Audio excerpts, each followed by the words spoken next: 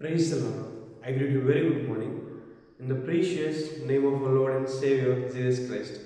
మన ప్రభువును రక్షకుడైన యేసుక్రీస్తు నామములో మీ అందరికీ శుభాలు తెలియజేస్తున్నాను. ఎలా ఉన్నారు? మీరు ఎంత బాగున్నారు? మీకోసం ఎల్లప్పుడూ ప్రార్థన చేస్తున్నాను. దేవుడు మీ పట్ల ఆశ్చర్యకార్యాలు చేయాలని, దేవుడు దర్శనాన్ని మీరు పొందుకోవాలని, మీరు తృప్తి పొందాలని, ఈ వాగ్దానం మీ పట్ల నెరవేర్చుకోవాలని వాగ్దానం వీక్షిస్తున్న మీ అందరి కోసం కూడా నేను ప్రతిరోజు ప్రార్థన చేస్తున్నాను. దేవుడు మీ జీవితంలో ఖచ్చితంగా మేలు చేస్తారు. మీకు ఏ ప్రార్థన అవసరం ఉందో మాకు తెలియపరచండి. ఆయన నామం నుంచి చేయబడే ప్రతి ప్రార్థన వైపు దేవుడు తన కడు దృష్టి ఉంచుతాడని దేవుని వాక్యం సెలవిస్తుంది. మీకు ఏ ప్రార్థన సహకారం కావాలన్నా మాకు తెలియపరచండి. మీకు ప్రార్థన చేయడానికి ఎప్పుడూ సిద్ధంగా ఉన్నాను. ప్రతిరోజు బైబిల్ గ్రంథంలో నుంచి ఒక వాగ్దానం మనం ధ్యానం చేస్తున్నాం కదా. ఈరోజు కూడా ఒక వాగ్దానం ధ్యానం చేద్దాం. చూడండి, బైబిల్ చదవాలంతా ఓపెన్ చేయండి. యెషయా గ్రంథము 30వ అధ్యాయం 18వ వచనంలో రాయబడింది. నీ యందు దయ చూపవలనని యెహోవా ఆలస్యం చేయించున్నాడు. హల్లెలూయా. కొన్నిసార్లు మనందరికీ ఉండే ప్రశ్న, దేవుడు ఎందుకండి మా జీవితంలో ఆలస్యం చేస్తున్నాడు? ఆ ఉద్యోగం ఎందుకు దేవుడు ఆలస్యం చేస్తున్నాడు? వివాహం ఎందుకు ఆలస్యం చేస్తున్నాడు? గర్భఫలం ఎందుకు ఆలస్యం చేస్తున్నాడు? ఇల్లు కట్టడం ఎందుకు ఆలస్యం చేస్తున్నాడు? స్వస్థత ఎందుకు దేవుడు ఆలస్యం చేస్తున్నాడు?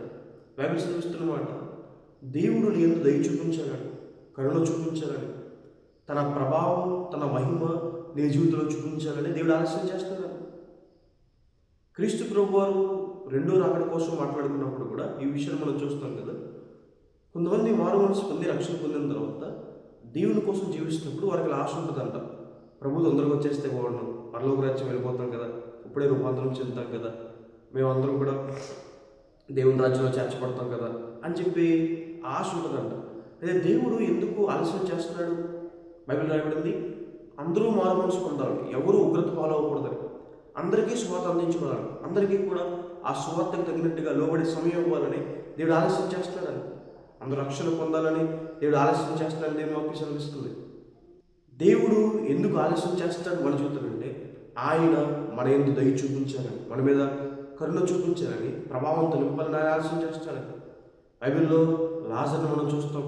మార్త, మరియా, లాజరు ముగ్గురు కలిసి ఉన్న కుటుంబంలో ఎప్పుడూ కూడా క్రీస్తు ప్రభువారికి ఆతిథ్యం ఇచ్చేవారు. క్రీస్తు ప్రభువారిని ఎంతో ప్రేమించిన కుటుంబం ఆ కుటుంబం. క్రీస్తు ప్రభువారు బేతనీ అనే గ్రామానికి వెళ్తే ఎప్పుడూ కూడా క్రీస్తు ప్రభువారికి ఇంట్లో చోటు దొరికేదని, క్రీస్తు ప్రభువారికి ఆయన శిష్యులకి కూడా. అది అలాంటి లాజరు మరణకరమైన రోగంతో పడున్నాడని చెప్పినప్పుడు క్రీస్తు ప్రభువారు చూడడానికి వెళ్ళలేదని. అప్పుడు మార్త మరి అనుకుంటున్నారు కదా, మిగతా శిష్యులు తగ్గిన వారు అనుకుంటుంటారు కదా, ఎందుకు ప్రభు వెళ్ళట్లేదు, ఎందుకు ఆలస్యం చేస్తున్నారు, ఎందుకు ప్రభు రాలేదని వీళ్ళు, అక్కడేమో ఎందుకు ప్రభు వెళ్ళలేదని వాళ్ళు. అయితే లాజరు అనారోగ్యంతో పడినప్పుడు ప్రభు వెళ్ళలేదు, లాజరు చనిపోయిన రోజు ప్రభు వెళ్ళలేదు. చనిపోయి సమాధిలో పెట్టిన తర్వాత 4 రోజులు అయితే ప్రభు అక్కడికి వెళ్తారు. అప్పుడు అనగానే మార్త అంటుంది కదా, ప్రభు ఎందుకు ఆలస్యం చేశావు? నువ్వు కనుక నా తమ్ముడు బ్రతుకున్నప్పుడు ఉంటుంటే నా తమ్ముడు చనిపోయేవాడు కాదు కదా. మరియ గారు కూడా అదే మాట, నువ్వు ముందొచ్చుంటే ప్రభు నా తమ్ముడు చనిపోయేవాడు కాదు కదా. అదే దేవుడు ఎందుకు అక్కడ ఆలస్యం చేశాడు? అందరూ అక్కడ ఏమనుకుంటున్నారంటే, క్రీస్తు ప్రభువారు బ్రతుకున్న వ్యక్తులు స్వస్థపరచగలడు కానీ చనిపోయిన వ్యక్తులు లాభగలడా అనే ప్రశ్న చాలామందికి. అదే క్రీస్తు ప్రభువారు రాయి పొరలించుకున్న తర్వాత లాజరు బయటికి రమ్మని కానీ, లాజరు ప్రేత వస్త్రాలు చుట్టబడిన లాజరు అలా లేచి నడుచుకుంటూ బయటకు వచ్చేసాడని. హల్లెలూయా. దేవుడు జీవాధిపతి అన్న విషయం అనేక మంది తెలిసిందని, ఆయన సర్వాధికారి అన్న విషయం అనేక మంది తెలిసిందని. ఆ రోజు తర్వాత బైబిల్ రాయబడింది, క్రీస్తు ప్రభువారిని చూడడానికి, క్రీస్తు ప్రభువారు మన నుండి లేపిన లాజరుని చూడడానికి చాలామంది వచ్చారంట. హల్లెలూయా. నిన్ను ఒక అద్భుతంగా ఆశ్చర్యకార్యంగా దేవుడు చేయాలనుకుంటున్నాడు. నీ ద్వారా దేవుడు నా మహిమ పరచబడాలనుకుంటున్నాడు. కాబట్టి దేవుడు నీ జీవితంలో కార్యం ఆలస్యం అవుతుందని నేను దయ చూపించానంట. అప్పుడు దాకా దేవుని దగ్గర మనం వేడుకున్నప్పుడు, దేవుని దగ్గర మనం తగ్గించుకున్నప్పుడు, దేవుని ఆధారపడినప్పుడు దేవుడు మన జీవితంలో మేలు చేస్తాడని, ఆయన బలిష్టమైన చేతి కింద దేవుని మనసులో ఉండి తగిన సమయంలో ఏం చేస్తే ఆయనకి ఇచ్చిస్తాడు. దేవుని సమయం తగిన సమయం. కొన్నిసార్లు మనం అనుకున్న సమయానికి అన్ని జరిపోవాలనుకుంటాం, కానీ దేవుడి కంటే ఒక సమయం ఉందని, ఆ సమయం ప్రకారం దేవుడు మన జీవితంలో కార్యం చేస్తాడు అని. హల్లెలూయా. మనం ఆలస్యం అవుతుంది అన్న సమయంలోనే దేవుడు మనం పరీక్షిస్తున్నాడు. దేవుడు అబ్రహాము గారికి ప్రత్యక్షమై, అబ్రహామా, నీ ఒక్కగానొక్క కుమారుడిని మొరియా అనే పర్వతం మీద నాకు బలిర్పించుకున్నప్పుడు దేవుడు అబ్రహాము గారిని ఇంటి పక్కన బలిర్పించుకోలేదు. మొరియా అనే పర్వతం మీద. మొరియా అనే పర్వతం అబ్రహాము గారికి ఎంత దూరం తెలుసు? 3 రోజులు ప్రయాణం దూరం. ఎందుకు దేవుడు 3 రోజులు ప్రయాణం చేసిన తర్వాత బలి అర్పించుకున్నాడు? దేవుడు బలి కోరుకున్నాడు కాదు. అయితే అబ్రహాము గారిని దేవుడు పరీక్షించాడు. ఆ 3 రోజులందరి ప్రయాణంలో ఎక్కడైనా ప్రభు వద్దు నేను చేయలేని కార్యం అని చెప్పి అబ్రహాము తన కుమారుని ఎక్కువగా ప్రేమించి దేవుడి మాటకు లోపడకుండా వెనక్కి వచ్చేస్తాడేమో అని దేవుడు పరీక్షించాడు. అబ్రహాము దేవుడిని ఎంత ఎక్కువగా ప్రేమిస్తున్నాడు తన కుమారుడు కన్నా అని చెప్పి దేవుడు పరీక్షించడానికి ఆ 3 రోజులు ప్రయాణం చేసి దేవుడు వెళ్ళమన్నారు అబ్రహాం గారిని పరీక్షించడానికి. మన జీవితంలో కూడా ఆ సమయంలో మనం దేవునికి నమ్మకంగా ఉంటే, దేవుని చూపిస్తే, దేవుని ఆరాధిస్తే అద్భుతమైన మేలు మనం చూస్తాం.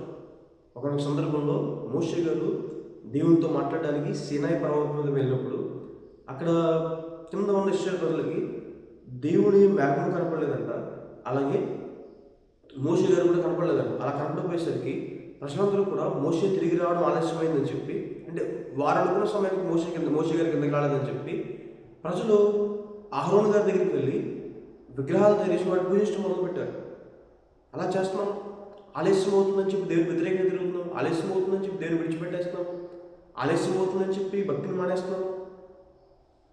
బైబిల్లో ఒక రోజు ఫిలిస్తీన్ యుద్ధానికి వెళ్ళడానికి సౌలు గారు బయలుదేరినప్పుడు సమూయేలు గారు అన్నారు 7 రోజులలో నేను వస్తాను, 7 రోజులు నేను వచ్చి సైన్యాన్ని ఆశీర్వదిస్తానని చెప్పినప్పుడు ఆయన 7 రోజులైనా రాలేదు. దేవునిలో ప్రార్థన చేస్తుంటాడని రాలేదు. ఇంకా రాపోయేసరికి సౌలు సమూయేలు చేయాల్సిన పని చేస్తాడు కంగారుతో. అలా కంగారుతో తప్పుడు నిర్ణయాలు తీసుకుంటున్నాం, తొందరపడిపోతున్నాం. దేవుడు మనకి సెలవిస్తుంది ఆయన చేతి క్రింద నుండి దేవుడు అద్భుతాలు చేస్తాడని. హల్లెలూయా. దావీదు గారికి దేవుడు వాగ్దానం చేసి నేను రాజుని చేస్తానని, మరి వెంటనే రాజు పడిన 13 సంవత్సరాలు పట్టింది. ఆ సమయం అంతా కూడా నమ్మకంగా ఉన్నాడు కాబట్టి, అప్పుడు కూడా దేవుడు శుద్ధిస్తూ ఆరాధిస్తూ ప్రార్థనాపరుడుగా బ్రతికాడు కాబట్టి దేవుడు రాజుగా చేశాడు. ఉన్నతమైన స్థానంలో దావీదు గారిని దేవుడు హెచ్చించాడు. దేవుడు అన్నగారి జీవితంలో గర్భఫలం లేట్ అయింది. దేవుడు ఏమన్నా ఆమె జీవితం విడిచిపెట్టేశాడా? చక్కని కుమారుడైన సమూయేలుని, ఇశ్రాయేలుని పరిపాలించే ఒక ప్రవక్తని దేవుడు ఆమెకు ఇచ్చాడని. ఆలస్యం అవుతుందంటే దేవుడు అద్భుతాన్ని చేస్తాడని, గొప్ప కార్యం చేస్తాడని.